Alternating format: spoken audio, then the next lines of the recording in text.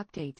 Long story short, the villain in this situation isn't, Mary. It's Frank. And no, they did not get married. Anyway, I mentioned before that Mary was, and still is, a frugal person. That's why we all thought the gift and cake thing was weird, as well as her spending a bunch of money for the wedding. It turns out that Mary has actually been trying to save money despite doubling their budget. Apparently, Frank's family always throws extravagant celebrations and parties. That includes birthdays, holidays, graduations, and weddings. So Frank has been emphasizing to Mary that this wedding is supposed to be huge because that's just how his family is. I'm guessing it's a way to flaunt success, but that's just a guess. I don't actually know the real reason. But Frank has been hands off the entire time. I'm not surprised. My own husband only cared about the food, cake flavor, and that the colors weren't pink. But Frank has been telling Mary to save money since that's what she's good at, and that he didn't want to spend a bunch of money on one day. So Mary picked out things that were cheaper but were not good enough for Frank. Like that mansion/large house where everyone would be staying? Yeah, Frank's idea. Mary apparently wanted to do a hotel that hosted weddings because her family could stay there for less money, and the hotel was just cheaper to host a wedding versus a literal mansion with horses. He would do this with everything and veto things like her choices of decorations and vendors because they weren't big enough, or I'm guessing extravagant.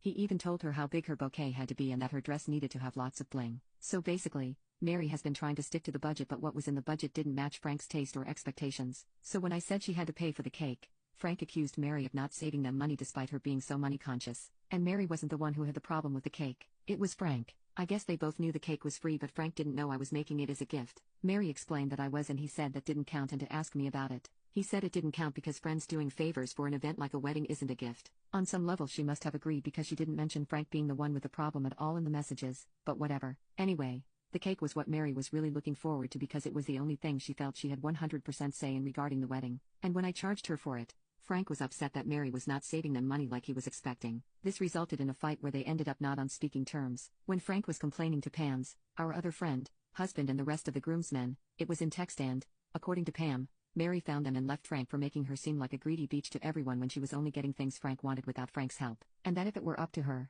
they wouldn't have most of the expensive things she bought for the wedding. The only contact I've had from Mary was an apology text message. When I told her it was okay and we were still friends, she didn't answer. In fact, she hasn't answered anyone other than to tell the wedding party that the wedding was off, apologize for the inconvenience, and since then, she's been quiet. She did post on her social media a long apology for canceling. She said postponed, but I noticed her relationship status is gone. But the location/check-in is in the hometown where her parents live, not where we live, so I think she returned to her parents' house after calling the wedding off. But that's all I know, and I heard it secondhand from Pam. But according to Pam, Frank is upset Mary left because all his money is tied up in vendors that he can't get back, and he has been trying to plead his case with the groomsmen, but only his brother is on his side. Pam's husband and the other groomsmen have stopped talking to him.